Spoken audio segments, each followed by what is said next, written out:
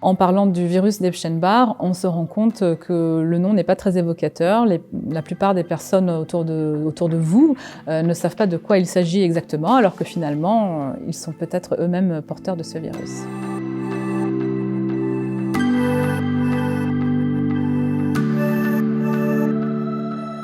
Je m'appelle Marie-Gabrielle, je suis thérapeute holistique et aujourd'hui je réponds à 10 idées reçues sur le virus d'Epstein-Barr.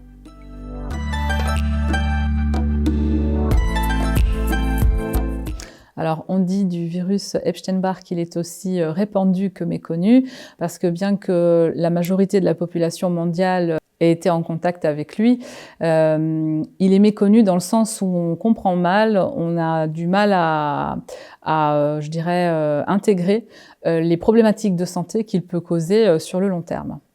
Donc il est un peu mystérieux parce qu'il est très répandu, la mononucléose infectieuse par exemple, tout le monde en a entendu parler. Pour autant, on se rend compte maintenant, grâce à de nombreuses recherches et publications très abondantes, qu'il est en cause dans de très nombreux problèmes de santé.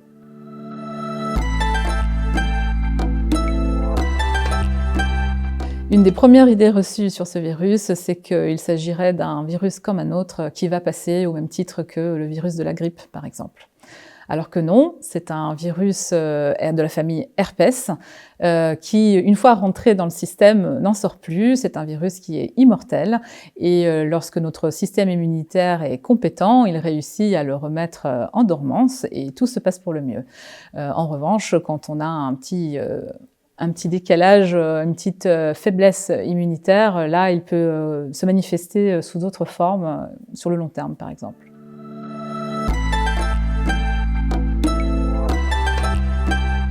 J'entends souvent cette phrase « ce n'est pas la petite bête qui va manger la grosse » et finalement, je dirais que c'est une idée reçue qui peut être vraiment embêtante puisque ce virus-là, en particulier, il faut savoir le garder à l'œil et faire en sorte qu'il retourne en dormance absolument et donner à notre système immunitaire les moyens d'y arriver.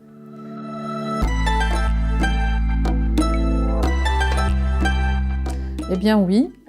L'Epstein-Barr virus a cette capacité-là, souvent lorsque le système immunitaire est affaibli par exemple, une forte période de stress ou de fatigue intense, il peut surgir un peu comme un petit ninja tapi dans l'ombre qui se masquerait en douce et se révéler sous une forme complètement différente de la mononucléose infectieuse dont nous avons l'habitude.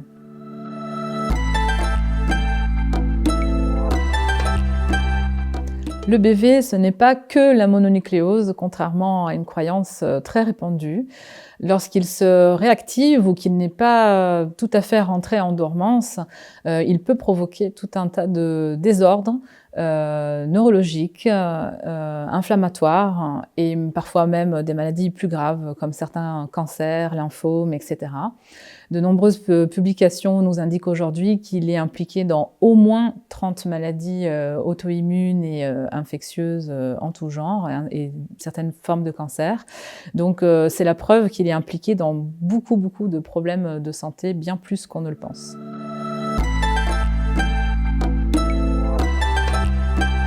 La mononucléose infectieuse peut durer 2 à 3 semaines chez un sujet avec un système immunitaire compétent. Elle peut durer bien plus longtemps, parfois plusieurs mois, voire même 1 an dans certains cas, lorsque vraiment le système immunitaire n'est pas en mesure de gérer la présence de l'EBV pour diverses raisons.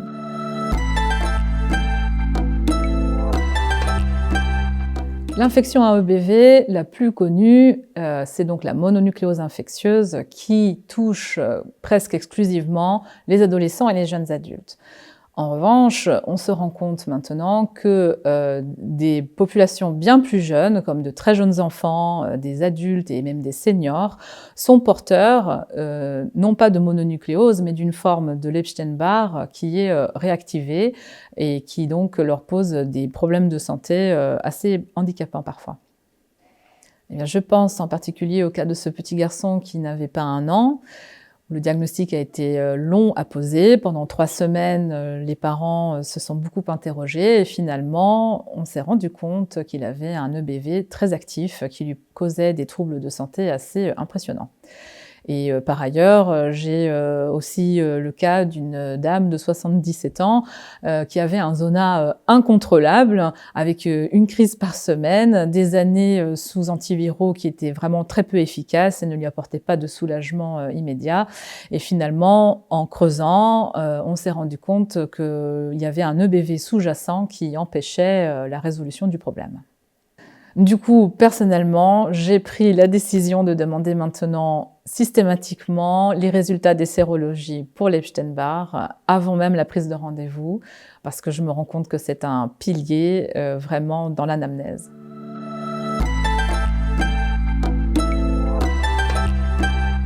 Le BV altère le système immunitaire, il modifie les lymphocytes B qui le rend ensuite immortel et il peut ainsi s'en dissimuler. De ce fait, il a forcément une action beaucoup plus globale, l'organisme est affaibli et aura plus de difficultés à détecter la présence d'autres agents infectieux. Donc il est vraiment important de le garder à l'œil et de s'assurer qu'il retourne bien en dormance.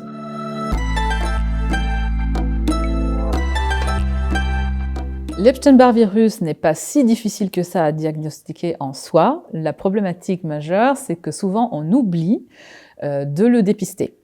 Alors que ce serait un geste d'utilité publique de le faire systématiquement, justement, surtout quand on constate des troubles de santé tenaces et un tableau clinique un peu atypique, je dirais.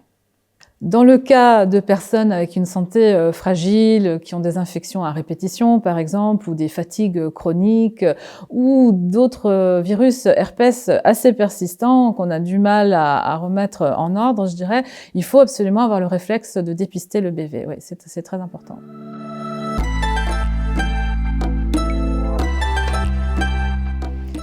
Les virus herpès, c'est un peu comme les trains qui peuvent en cacher un autre sur la même voie. On s'est rendu compte que par affinité, lorsqu'il y en a un qui est rentré dans le système, il garde la porte ouverte pour ses petits copains. Et donc, il faut être d'autant plus attentif. On s'en rend compte, par exemple, sur des cas d'herpès labial ou génital très persistants. Et quand on pousse un petit peu plus le diagnostic, on se rend compte que finalement, c'est le BV qui, derrière tout ça, empêche la résolution du problème le plus visible, c'est-à-dire l'herpès labial. Un autre exemple, le BV s'appuie beaucoup sur des pathogènes pour s'ancrer encore plus fort, je dirais, par exemple le Candida albicans et d'autres parasites comme la toxoplasmose qui lui ouvrent la porte. Ce sont un petit peu comme des clés d'accès qui lui permettent d'être encore plus actif dans l'ombre, et il y a une synergie de tous ces pathogènes qui affaiblissent finalement la personne de tous les côtés. En conclusion, on pourrait dire qu'il s'agit d'une vraie association de malfaiteurs.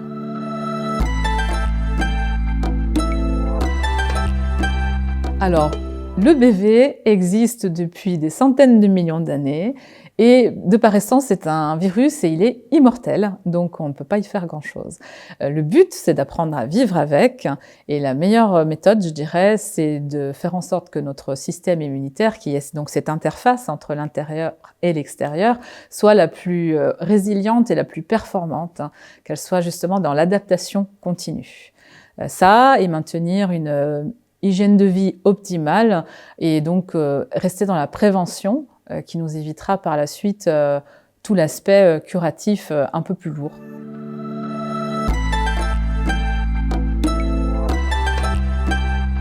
À ce jour, il n'existe pas un médicament miracle et unique qui servirait à le désactiver. En revanche, on peut s'appuyer sur différentes stratégies thérapeutiques pour le remettre en dormance.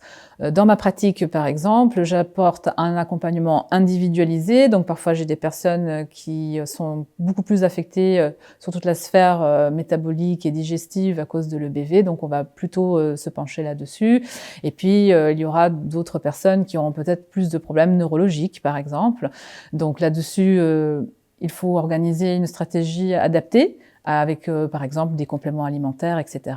Et Une méthode de choix sur laquelle je m'appuie beaucoup, c'est la microimmunothérapie qui apporte des résultats durables et vraiment observables et très appréciés par les personnes.